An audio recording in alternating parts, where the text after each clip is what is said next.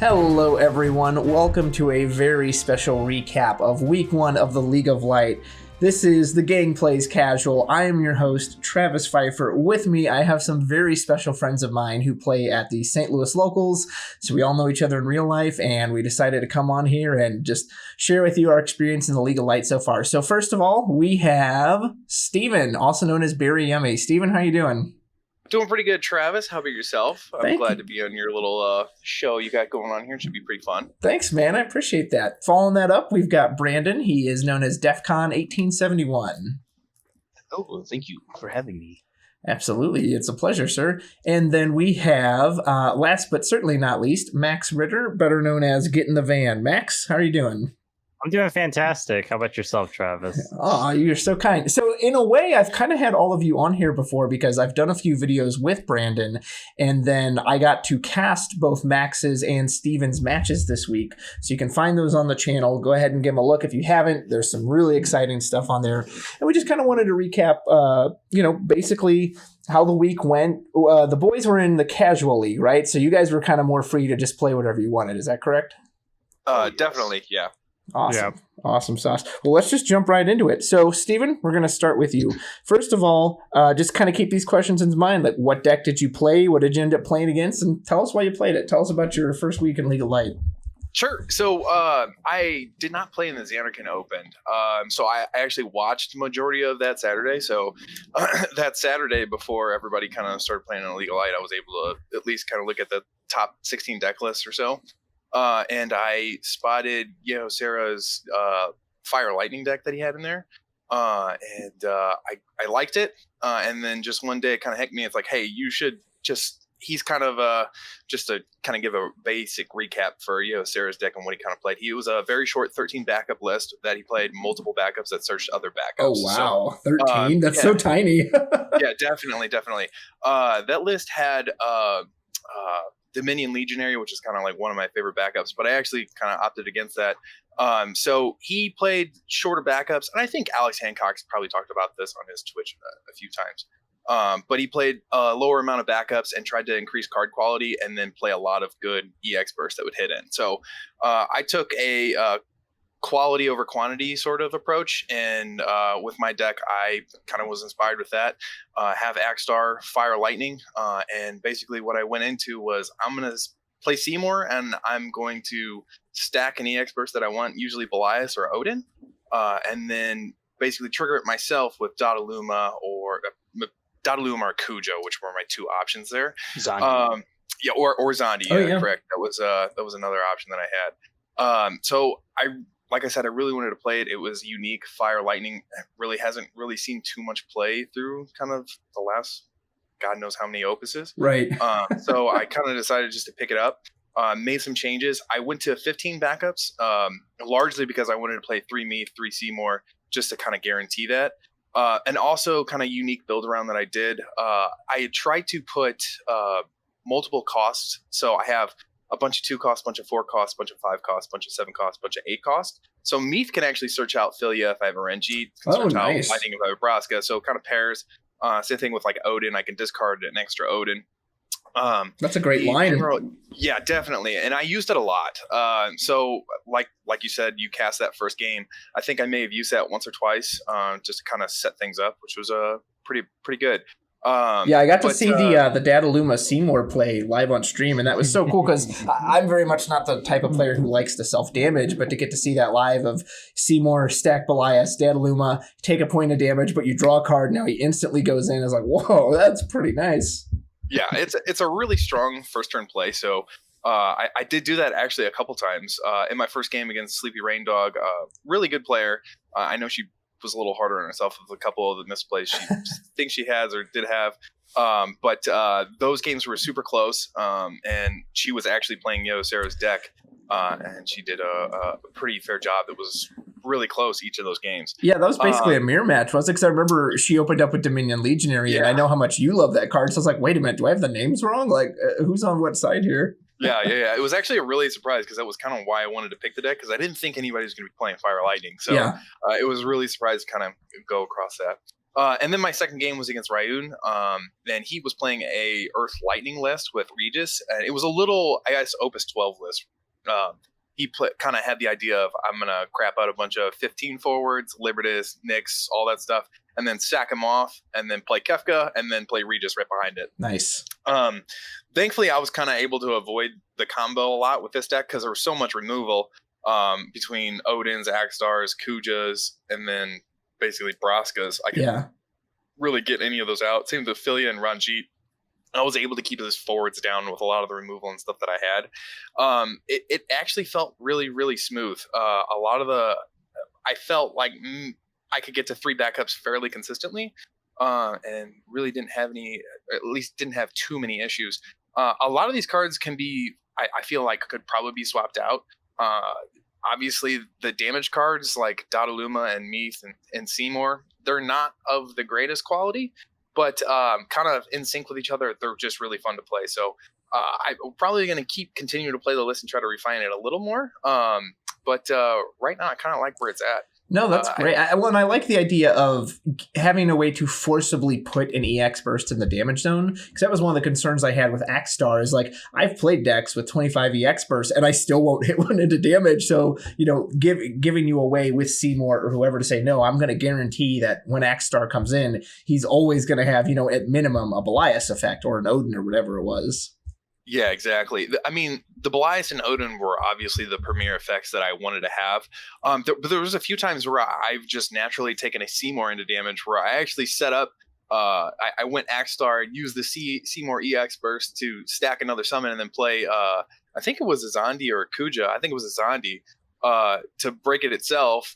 I think that's what I did. I actually broke my own Philia against Sleepy Rain Dog, where I stacked it with Axstar and then played Zandi and broke it with the Odin that I stacked. Nice. So there's tons of different lines of play. I could go over all of them, but a lot of them is obviously really good. I'm just going to go over a quick kind of just description of the cards that I picked and why I picked them.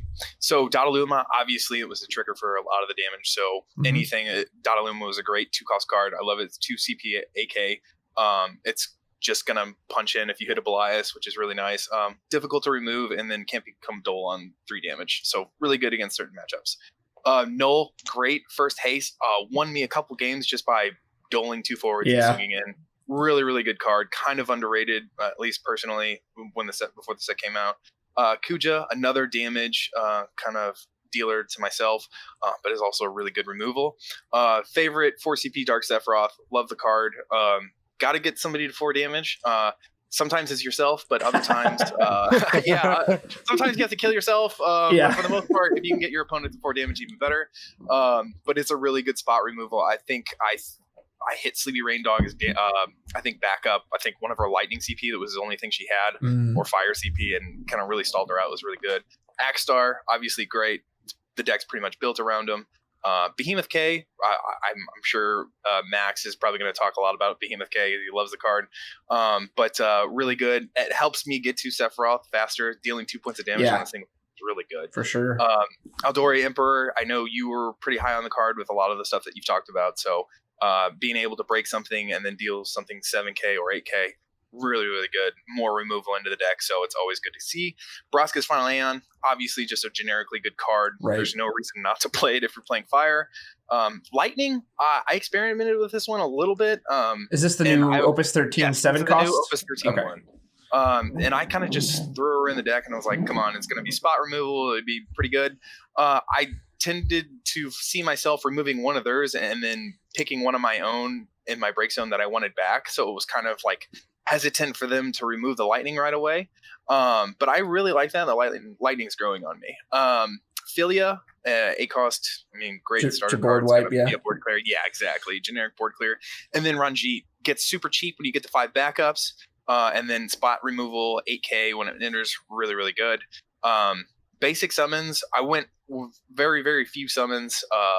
3 Belias, 2 Exodus, and then 3 Odin. 8 summons.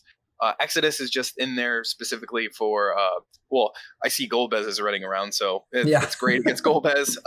But more importantly, Neo X Death, it was kind of another good spot remover for that. And then Belias and Odin are obviously the EX burst in the deck that you want to hit, that you want to stack and hit. I kind of went over the backups a little bit already. Meath and Seymour are obviously pretty good. Cloud is in there just to get rid of Neo X Death. Yeah. Also, if you're playing Magissa, this is a great backup to have. Ace, more spot removal. Same thing with Zondi. Self-damage dealer, more spot removal. Selkie, searching out any sort of fire card, so it's always good. 1 CP backups are great. Same thing with Black Mage. Lid, 2 CP, also kind of good when you get clunked up with cards you don't want. It is always good. I think it actually saved me a turn against an Axstar Sleepy Rain Dog's game. I remember, too, I cast that moment, and you thought Lid broke herself when she used her action ability, but you get to keep her. Lid's way better than I thought it was, so definitely fun card. And then finally Zemus. I didn't get to use the damage 3 ability too much, but it's always a good 2 CP lightning backup, and it's going to let me kind of pick and choose what forward I want, if anything. So if I see it later, great. Otherwise, I'm just going to pick another forward that's in my break zone that I really wanted. So overall, I think it's really good. I might change a few cards, but fun deck to play, really. Yeah, it sounded like you're really confident in it. And the one question I'll have for you, and Brandon and Max, I will ask this to you as well when we get to your turns. Obviously, it's early. It's only 1 week in. But is there anything you would change, or more specifically, was there a card that either didn't live up to the expectations you had, or maybe you just didn't even get to try it out because you didn't draw it? Was there anything like that? I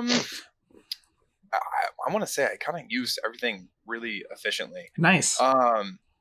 Maybe. I don't know. I might cut Behemoth K down to 2. I think 3 is a bit much. And then kind of making my card quality go up a little more. Maybe another Null or Ophelia.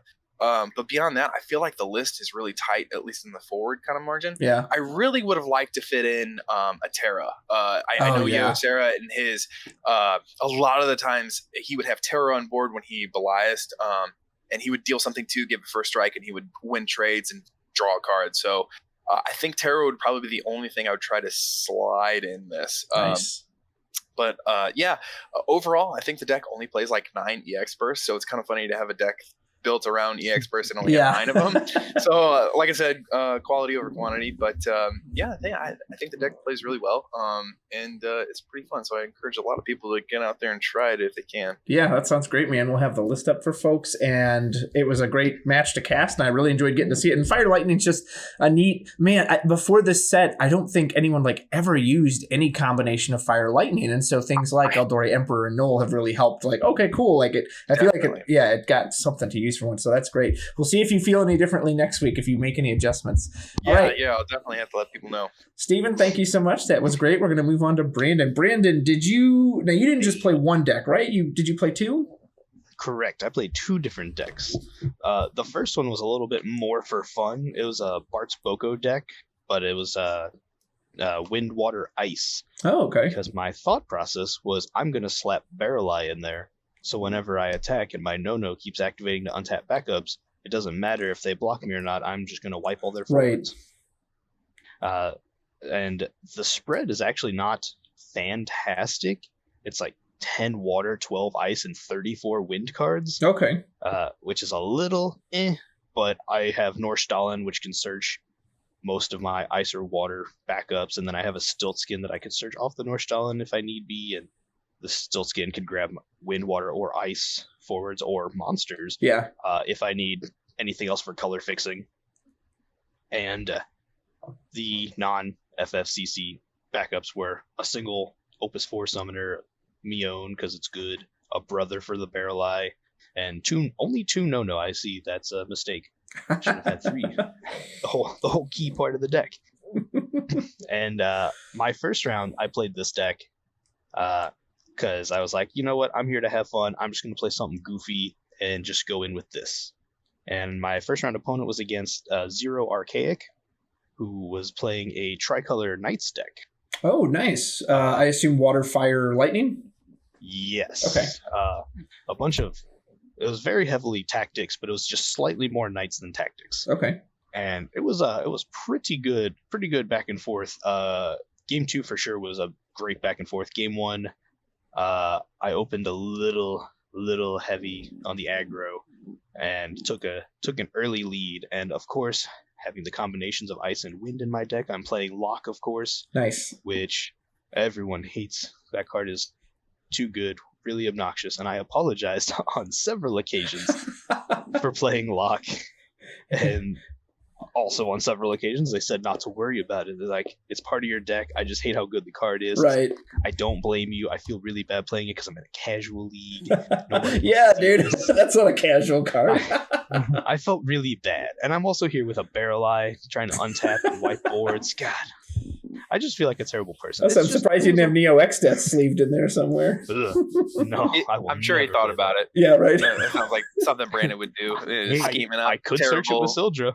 Yeah, I know. He's scheming up terrible things just to jam into this ice water wind deck. Right? I guess. I wasn't doing it to be that guy. I was just like, this sounds like a funny idea, and slap some random cards in there. I have the 1 CP forward Snow.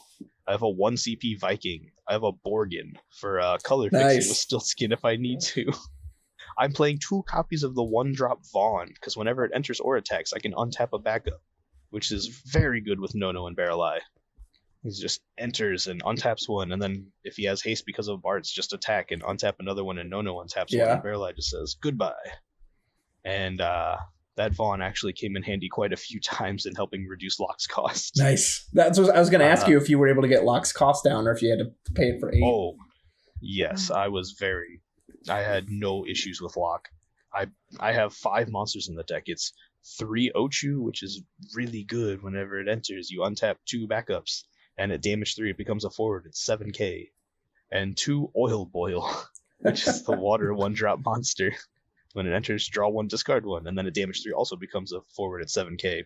And I thought the 1-drop monster cycle from this set was super neat, and I really liked them. And I was like, it probably wouldn't be hard to get to damage 3, and then they just get haste when they enter 2, and Ochu just untaps 2 and makes Lock even cheaper, and that's just disgusting. It's pretty good. At one point, I had all 3 Ochu in hand, and I was like, this is rude. I think I was I had a Lock in hand as well, and I think I was at 2 damage at that point. And I play a single Opus 4 Hope, because I have 3 Alexander in here to stop Neo X Death or anything else that may get in my way. I played that as my only defense to search my Alexander. And game 1, like I said, I was a little heavy on the aggro, so I took an early lead in there and didn't help, and I was able to finish that one off. But the game 2 was the real back and forth, and I felt so bad because of this. At the very end of the game, my opponent had 5 forwards on board, and I was at 6 damage. And I was able to draw into the Bart's Boko that I needed, and I had all 3 Ochu in play, and I swung in, and I made my Lock 2 cost, played the Lock, had the Althea to bounce it back to hand, attacked, untapped my backups, played the Lock again. Oh my god. I froze 4 of his forwards and broke the other one with Lock. And they said, wow, I'm pretty sure that's game. I said, I am so sorry for what I just did. You played 2 Lock in a single turn? That's gross, man. I both for 2 CP. Right. He's like, I thought I was clear with the Alexander. Of course you had the Lock. And I was like, yeah, I'm very sorry about this. So after you were done crushing his dreams, did you switch decks for your second opponent? I did. My second opponent messaged me and said to go a little easy on him because it's only like their 6th time playing. I gotcha. I was like, oh, that's cool. I'll just use a slightly more casual deck. And he's like, well, don't use a casual deck because my deck's not a casual. I was like, oh, okay. So I had this other list I had called it Make It Rain because I really like the new Rain forward. Nice. It's very insane. And so I just built like this generic looking mono fire deck with the usual Ritz and Kadaj because good cards. Yeah. And I had no idea what non-casual deck he was playing. He meant it was only his 6th time using Octagon, I think he said. And I was like, oh, that makes sense. And he was playing Samurais. Oh, okay. So I was like, oh, I'm glad I switched decks. Right, yeah. Samurais always scare me. Yeah, you would have had some Kentucky Fried Chicken if you left Bart's Boko against Samurais. Yeah, every time I think Mono Fire, I always forget make it Samurais because I just haven't played Samurais before, but I always play against it. And it was just scary. Yeah. Nothing too exciting about this deck, or the matchup was a little interesting because I had seen some cards that I hadn't really seen in Samurais before, or just in a long time. I got hit with the little 1 CP bomb to blow up my Ranjit for 10k. Oh wow. I had at one point I got hit with a Sin. Really? Big bad dark forward? Yeah, definitely caught me off guard. I was not expecting that. I was expecting maybe Ophelia, Yeah. But no, we got hit with a Sin. I was like, oh boy. And towards the end of the game, he was just 1 CP shy from being able to Giga Graviton me. Oh man, that like, would have been quite the ending. Thank goodness. And unfortunately, I was able to close it out with a nice little March Ritz. So, and my second game with him was a little more in his favor, because that first game, every time he would just lay something out there, I would either have the Ifrit or the Amaterasu to stop him. Yeah. And I was like, man, every time I would just draw exactly what I needed, even though I would start with no backups, which is just my luck. Yeah. But the second game, all of his Philia went to damage, and I think he sinned me again. I believe he did. I had 3 forwards out there, and he was like, well, time to do this. I completely forgot about it because I'm not used to seeing a sin, and I had 3 forwards out there, and he sins me. I was like, man, just when I started loading up, because I was trying to make a comeback. But like I said, my deck was nothing special. I played the usual. My only summons being 3 Ifrit and Amaterasu, and my backups, nothing out of the ordinary. I played 1 Opus 1 Lebro because I wasn't sure if I needed to or if it was worth it or not. Mm-hmm. Geomancer I threw back in because I absolutely love Geomancer. And that was honestly the first time I ever used her effect to tap sack, hit something for 2k, because Ranjit was just under the wire every time. Oh, gotcha. So I'm much more of a fan of Geomancer now because of that. So it sounds like you weren't as confident in your decks, at least as Stephen sounded. Are you planning to play these next week as well, or are you going to mix it up again, or are you not sure? I'd like to mix it up again. I don't want to have to play either of these decks again. I feel much more confident with the Rain deck, the Fire deck, than I would with Bart's Boko, because that was just a silly deck. But all of the decks I've built, I either didn't have much time to test, or I just wasn't confident in their consistency to be able to play them against God knows what. That's fair. Well, we'll definitely look forward to see what you were playing next week. If you've got any insight or anything, obviously you don't want to spoil. Let folks know what your secret spicy deck tech is, but... Yeah, you can't let anybody know what secret is in the lab. That's exactly. The rule. That's true. Can't let anybody spectate your game. Can't let anybody know. No secret DMs. Nothing.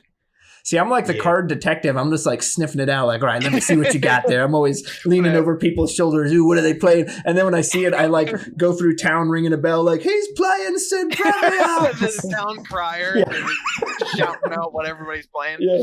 Well, I think somebody compared me to Paul on the Discord or something like that, trying to spectating, just stealing people's deck ideas or something. It's like, no, I don't know about that one. I could totally see Travis just with the detective hat on and his little notebook, just looking around. Oh, it's locked. They're playing lock. Oh, it's Sophie. They're playing Sophie. Right, yeah. My magnifying glass. Aha, this one corner of this card is bent, so therefore you knew you were going to draw 3 turns into the match. That's all hilarious. I can assure you is whatever deck I play is going to be hot garbage, probably. You always say that, but then you always seem to perform decently anyway, so... I don't get it. It perplexes me. It's in real life. I draw nothing. Yeah, I always, Brandon's always saying, this hand is bad and I'm going to lose. Those are the first 2 sentences out of his mouth when he what. And then he proceeds to have like the best backup opening. Yeah, exactly.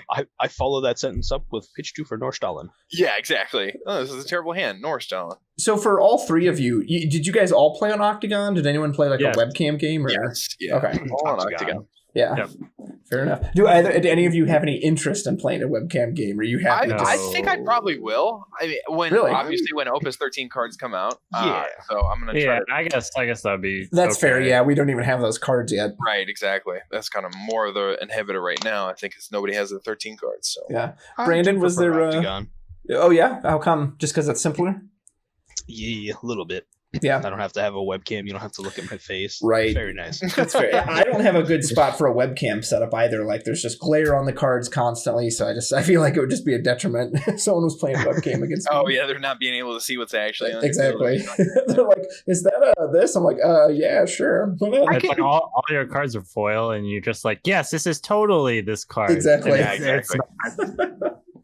That's and I think more or less, really quick on the topic, Octagon I think is not that cheating is running rampant, I think it's a little easier to keep track of your opponent's cards and stuff on Yeah. Octagon. Yeah. There's that bulk log there, so That's fair. you can definitely see the draw. Yep, that's true. That's true. Especially for cards I haven't seen in a while, which we might run into in this league. It's nice to be able to scroll over them and blow it out, like especially from a casting perspective. A couple of those I had to read, and so it was nice to whoop. Yeah, You get a nice big. Yeah. So, Brandon, thank you for that. It sounds awesome. Looking forward to see what you come up with next week.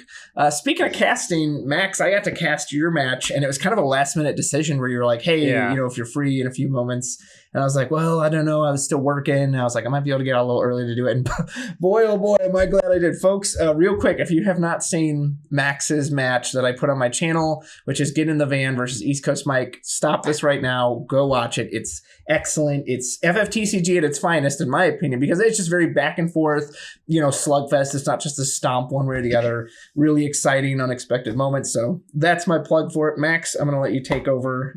What'd you play? Okay. So for the first match, I played the deck called Help. I've been summoned to a new land and have to play high cost cards. And so the deck is my favorite isekai. It is my favorite isekai too. I played the Rydia Forward, the Legend 9-drop. The deck revolves around having high cost summons like Hades, Bahamut Zero, Odin, Zeramis, Phoenix, Bahamut, Raiden. And you've been a fan of those decks since I've known you. So you've always been working with those big summon decks. So this is just kind of like it's been in the tinker, like it's been in the shop for a while, and then the new Unai came out, and that's just kind of like why I wanted to play the deck. Yeah. Remind me, what does that Unai do? Sorry, it's just 'cause it's kind of a new card. So basically, when she enters the field, she's an ice earth forward. When she enters the field, you choose 2 summons with different costs in your break zone. Your opponent selects 1 summon among them, and then you cast the other summon without paying the cost. Okay. So normally I would be like, all right, I play Unai. I would choose Raiden or Odin or Raiden or Phoenix or Raiden or Bahamut Zero. Yeah. And it was always Raiden or something else. And I'm assuming they always picked Raiden to not be cast. That's kind of how it happened. And then you play so there's 4 or 5 colors in this deck. So I play Phoenix, but I only have 3 Phoenix targets. It's a little questionable, but I love the 3-drop Shantoto forward. And I know that a lot of people would be like, "Oh, why don't you play the backup one?" But I really like the ability, because I stack so many high cost cards in this deck to if it's cost is 6 or more, when you reveal it, you choose one you have forward, your opponent controls and breaks it. And most of the time, whenever I play Shantoto, I break something else on top of killing something with Phoenix. I mean, it's pretty standard. Alba is way better than I thought it was. Alba's real good. The first time I read it, I was like, "Oh, this is okay." And then I guess I just skimmed over the fact or attacks. I just thought it was just when it entered the field. And then and then I reread it. I was like, "Oh, this is really good." And I'd say the one questionable thing in here would probably be the Hades. It's a questionable summon, but it's more for the color fixing. So just so I'm clear, there's 2 versions of Hades. Which one were you using? I was using the Opus 6 one, the 5 cost that you choose one dull forward, break it, and then the owner of this forward discards 1. Gotcha. But it's more for color fixing, because I play Renoa, I play Dark Fina, sure, and then I play the Uke, because the Uke will just automatically grab any Earth card you want. I play a fair amount of dark cards. I play Camelot, I play Reagan, and I play Veritas. Chaos. And Chaos, yes. Veritas won me my first game because he went first turn Neo Exodus, and then I you just slammed down Veritas on him. And then I played Tyro, searched for Veritas, and then played Veritas, and then just stabilized. And anytime that he played a forward, I played Rydia, got rid of it, and then I Renoa it. So for my first opponent was the Great British Video Game. I think that's what that's his Discord name. He was a super cool dude. He was playing this Dorgan. Dorgan, really? Yeah, he was playing this Dorgan combo deck that it was like revolved around like Luca. So you would like tap the Luca to play another Luca, and then you would have like Althea and there was like another thing. And the whole thing is while these backups are coming in play, your Dorgan is just basically removing all of your opponent's forwards. Right. Wow, that sounds really cool. It was cool. Unfortunately for him, he never got to really use it because I just kept killing everything like the moment that they got onto the field. Yeah. You know, like I would play like the Fasoya to kill to Dorgan. Right. Or then I would play another Fasoya, or I play Renoa to bounce the Fasoya to kill another like Sid. He would play Sid at FFBE. And it was a lot of fun. It was pretty one-sided for both of our games. But out of this deck, I really liked actually the lineup, the card choices. Like, I feel like there might be like, I think the Zeramis I would probably cut, looking back on it. I just wanted like another option for like the Unai. Yeah. But I'd probably cut that and play probably another Bahamut Zero or something along those lines. Some other really good summon that's another high cost, yeah. But I thought the backup lineup was really good because I played Doga. I never played Doga personally, but I really like, because all of my summons are huge. Doga will kill. So like the goal is to play Rydia and then play Odin and then trigger the Doga. So you're basically killing their forward and their backup, or you're playing Raiden and you're killing two of their forwards and their backup. Yeah. You play like the Chaos. You play Yuke, Miner, Star Sybil, Agito. Agito's great.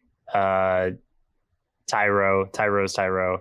And then I play the one copy of Minophilia, which just allows me to get back like the Fasoyas, the Rydias, and I gotta play Gabranth. But I mean, I feel like the deck is good and can like it's versatile enough to like deal with a lot of different things. Like obviously you have a lot of summon hate, but I also have like Fasoya, and Fasoya will like pretty much kill anything on site. So yeah, especially in that deck. Yeah. Things above 4 cost. I think on one turn I hit like a Bahamut and a Raiden, and I deal Nice. 18k. Still but, negative. I feel like I've always been tinkering with the deck, and the Unai is like what really like brought me back to it. Yeah. Also, the special on Unai is crazy. Yeah, holy. It's I misread it the first time. I thought it said 2,000 damage, and then I was like, wait, that's an extra 0. That's 20,000 damage, and I get to search a summon. What? I didn't get to use her, but I didn't need to. Yeah. So that was my first match. Well, and then I know for your second deck, you wanted to take on a very special challenge that Matt Rice had put out there, which was that if anyone could win a match with the Opus 2 Hero Lulu on board, and you took up that mantle, or was it Opus 1? Okay, Yeah. sorry, Yeah, forgive me, I don't remember what Opus 1, but the Lulu that lets you tap and put it back up into the break zone to blast something, and you took on that challenge. That was quite exciting to watch. Tell us about that. Yeah, so I saw whenever that happened with Dan, I was like, I mean, it was very sad, and Yes. and I saw that the challenge, I had always kept it in the back of my mind, and I wanted to kind of see like what was going to come out in Opus 13 and like how the meta would like shift and stuff, and see if it's even like playable, because like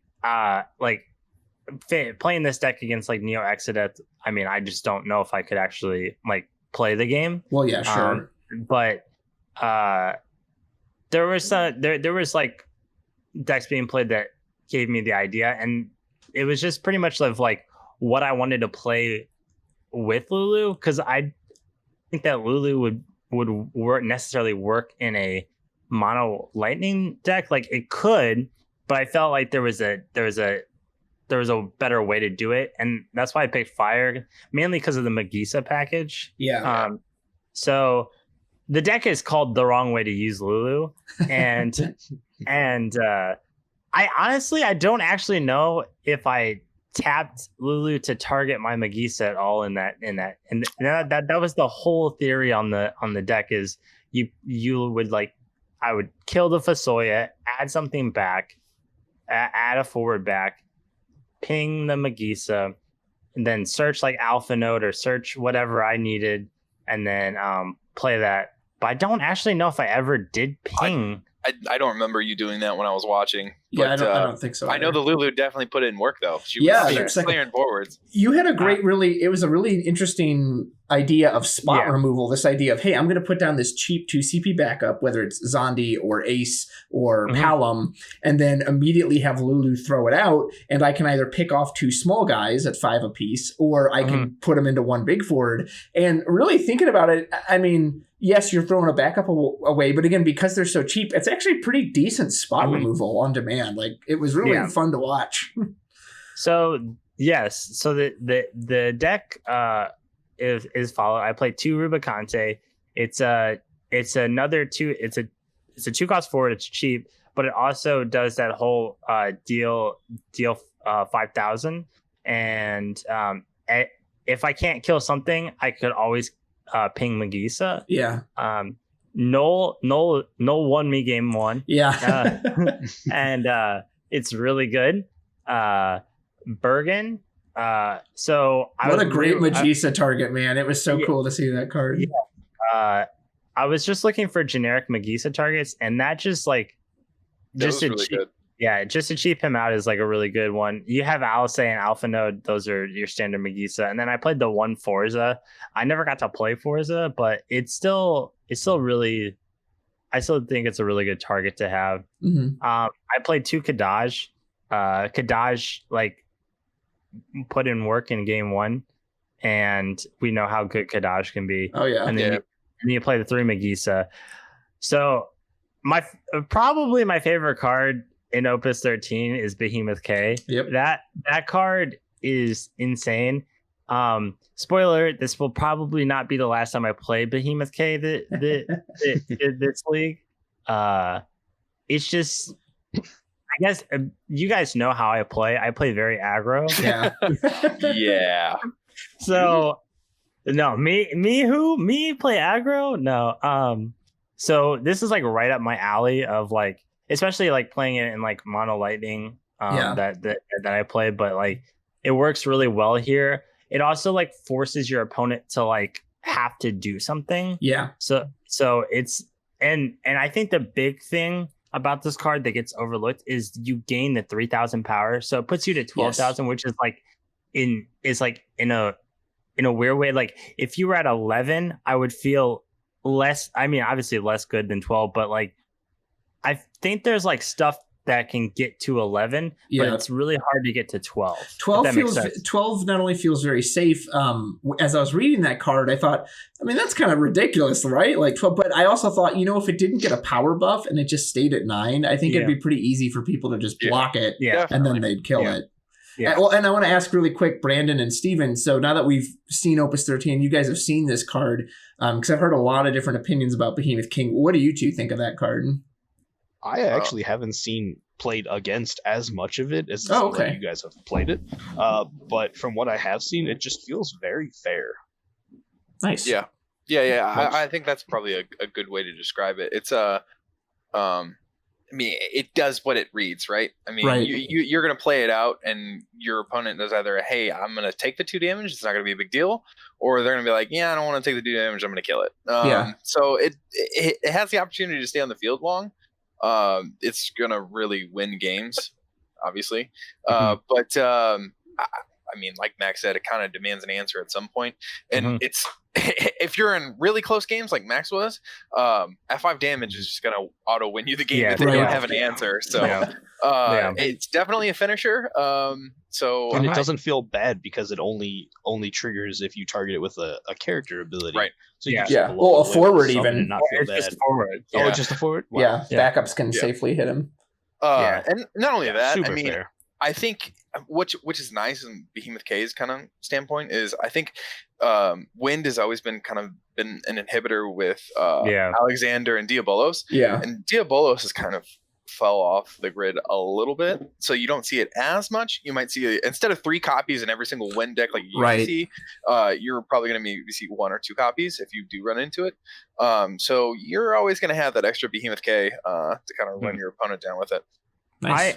And like what Steven said earlier is like he would probably play 2. I would play 4 if I could. Like I love this You card. can just take mine, Max. I don't need the third one. So the card that I was like unsure of before I actually played it was Aldore Emperor. This card is good. Like it's really good. And like at damage 5 when I got to like it literally won me that second game. Like being able to target any forward and not just like your opponent's forward was really good in this. Yeah, you like, self-pinged with Magisa. Yeah, I'm pretty sure you did that. Yeah, I think you broke your opponent's Shadow Lord, and then you used the 7K to hit your Magisa, and I was like, oh wow, like, and I hadn't even considered that line. That's crazy. And the ability to be like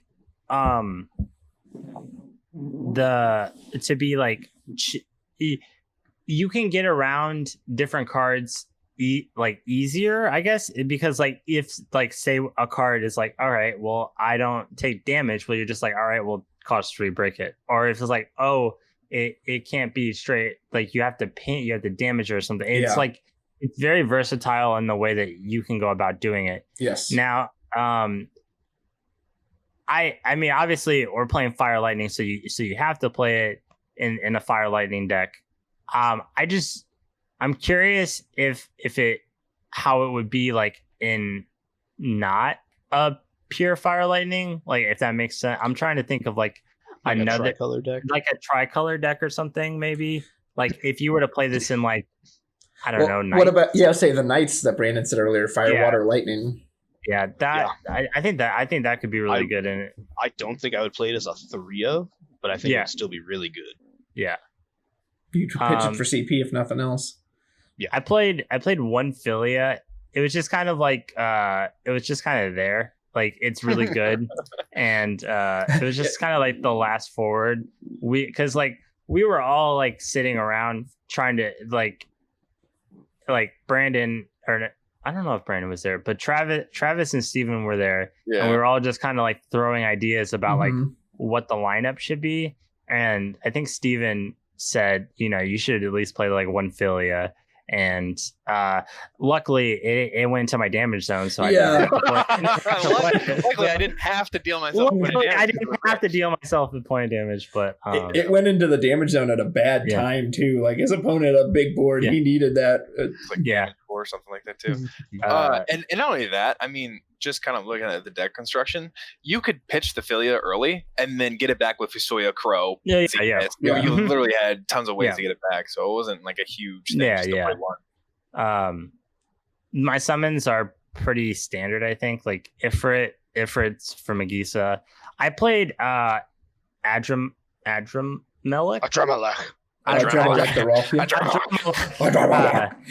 And I really like this card. Like it's like, all right, I'm still gonna deal you 6. It's still a Magisa thing, and it at like 5 it can kill pretty much like most things. I was gonna say he seems really good with Behemoth K, because if you push him to damage really fast, and now you've got this 1 CP 9,000 nuke. Yeah, definitely. I played 2 Exodus. Thank you, Steven. You're welcome. Yeah, that came in handy. I was like 2 hours before. 2 hours before playing this game, I messaged. I was like, "Hey, is there anything that I should like change?" And then like Steven's like, "Put in 2 Exodus or Exodus," and I was like, all right. And so Max literally ended up won the going game against Max ended up going against a Golbez deck, which is just nothing but 2 costs. So Exodus was just a king. But Steven, when you told him that, is that what you were anticipating, or was there another reason? No, I was like, dude, you're playing Lightning and you're doing a lot of ping. Just at least have something to deal with NeoX if you run into it. Yeah. And so that was the reason I had it in my deck. And when he played it against the Golbez, I just lost my mind because I was like, that's not even why I told him to put it in there. But at least it worked. So I'm glad he followed through with it and it was able to get some use. So my backup, I feel like 7's fine in this deck. That's how many summons. I don't know what else I would play. Really. Maybe like something that also like. Do you have Amaterasu in there? No, it's not in there. That could be a card to go in, but I kind of like where I'm at. Yeah. My backups are I play Ace, I play Palom, I play Irvine, I play Fasoya, I play. Those are all like self-explanatory with Lulu. Fasoya is really good. I mean, they're all good. What I did learn is that Ace only targets your opponent's forwards, and that almost lost me game 2. Yeah, luckily I was watching on stream, and when you did that, I was like, wait, can it do that? Because I didn't remember, because a lot of these new ones, they can target any forward. And then when I read it, and for a second, like, you were already digging through the deck, and I was like, wait, stop, Judge Call, I need you to, you can't look through that. I big oofed there, and we play Crow. We just play 1 Crow. I like it. It's a good Lulu target, and it's just a good like put her into the break zone effect. Like you can, like, I think I did that in game 1. I can't remember where I used her effect. It was either game 1 or game 2, and it got me like I swung in for a good amount of damage. Yeah, I think it got you Behemoth King back, if I remember. Or maybe I'm thinking of the Fusoya. One of them did. No, it was great, man, and it was a lot of fun. All right, boys, we're going to get ready to wrap up here. So I have one last thing I want to ask all of you, and that is, what do you think of this style of like online league or tournament, as opposed to like having, Stephen mentioned the Xanarkin Open earlier, this one day where you have all these matches. How do you like this kind of setup of, hey, you got 1 week and you just kind of figure out when you can fit your matches in? What do you guys think of that? I think this is fine. Like I like it better, the ability to like schedule, because like the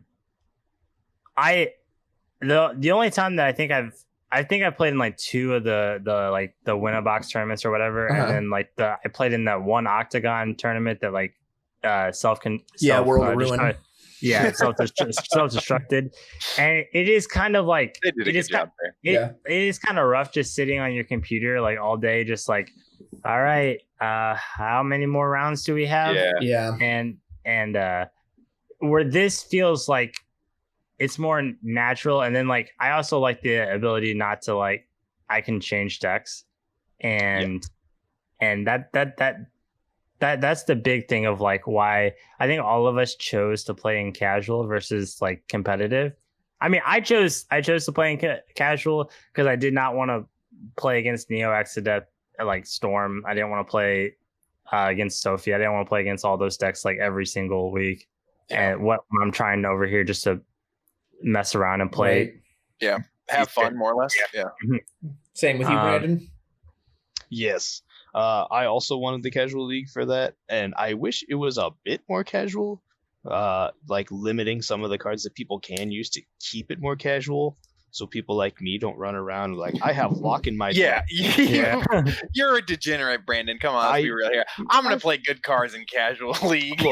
Look, I played Barreleye in my deck, and let me tell you, I drew that card 0 times out of 2 games. So that wasn't even a problem. It was locked. It was the problem.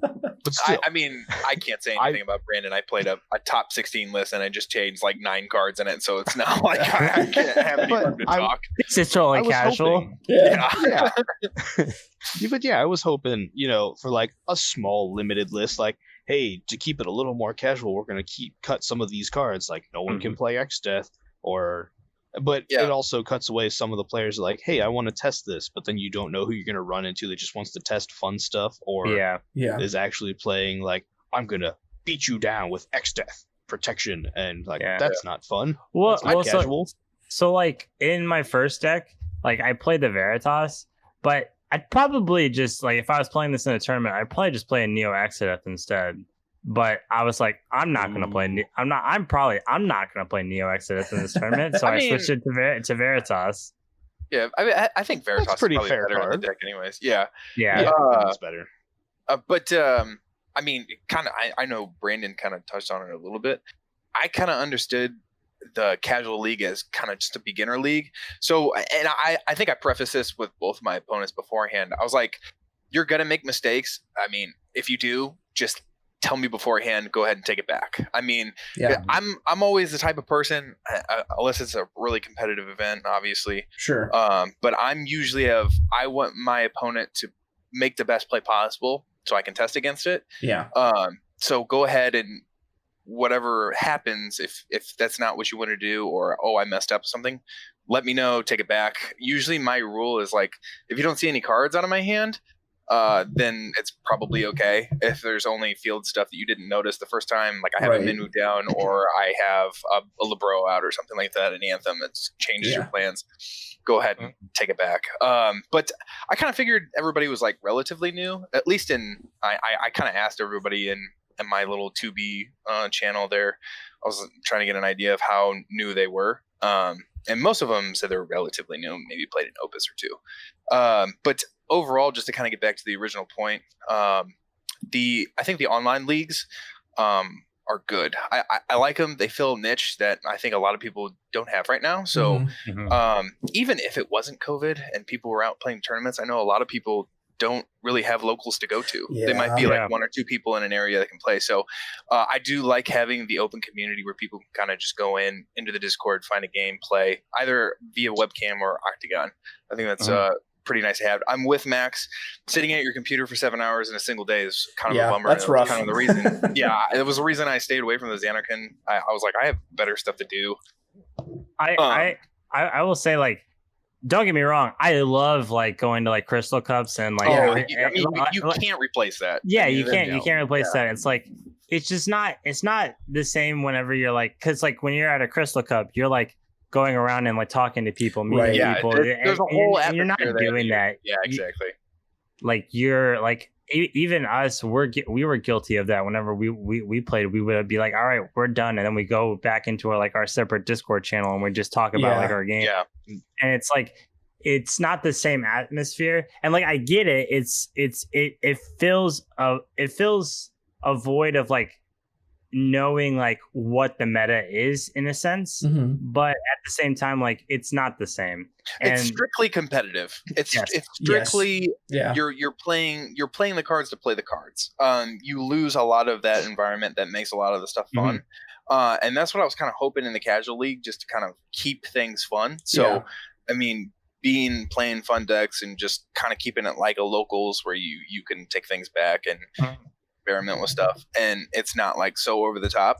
But like right now, just kind of how it is, it's just going to be an ultra competitive thing, especially if you're playing in the competitive league. It's going to be, everybody's going to be playing meta decks. Nobody's going to be, I mean, unless you're Christopher Matisky and you're trying out some crazy stuff nobody's thought of, but majority of people are going to be playing a lot of tested things, and they might do a little bit of tinkering, but for the most part it's really pretty solid. So but I can't complain, right? I just want to get back to Crystal Cups, man. One thing I do like is I like the pods being in pods of 9, so you're not having to go up against like, I hope I don't play somebody good every single round, and you just get to play against everybody of all different difficulties, or not difficulties, experiences. It's like it's a video, all different level of difficulties. It's Mortal Smash Bros. It's Mortal Kombat. The tower you're going up. Exactly. I almost wish that like the price support was divided up amongst pods rather than like I still pods sure do how the that top works. cut. I don't know if each pod's doing the top 4 cut and then they take the winner from each and go against each other, or if it's just the first in each pod. So that's what I was looking at, because like I didn't look into it. in the competitive pods, there's not an even number of competitive pods. So like that's why tiebreakers matter. But there's 4 pods in casual, and then we're going to a top 16. So I would assume that's the top 4. Yeah, I think it's top 4 in each one. So I knew that. Not read. Matt Rice is probably watching, so he'll correct us. Yeah, Matt, if you hear this, let us know. All right. I have one last thing to say. Yes, good. I was looking at the deck list on TCG Player for us, and I was looking to see, just as a joke, who had the cheapest decks and the most expensive decks among us. And Max's Lulu deck is the cheapest in both foil and non-foil. His non-foil low is $5. Oh, wow. And he has the cheapest foil at $54. And then his Rydia deck is the most expensive at foil and non-foil amongst these decks that we've had. His non-foil low is $257, and the foil low is like $495. Good gravy. Look, I like my diversity. Yeah, he's all over the place with this stuff. So when you flip something off Rydia, you can be like, I summon a $1 bill and just starts throwing hundreds down there. Yeah, it's all awesome. Everything that I'm playing in this deck is worth more than your entire deck. Right. Combined. Well, boys, this was really fun. Thanks for being on here, folks. This was week 1 of The Gang Plays Casual, of course, featuring Stephen, Brandon, and Max. We'll be coming at you next week for more. I've cast a few games in the meantime. Keep an eye out for those on my channel, and we'll see what we get into next week. Guys, say goodbye. Goodbye. Thanks for having us. Adios. Bye. Bye.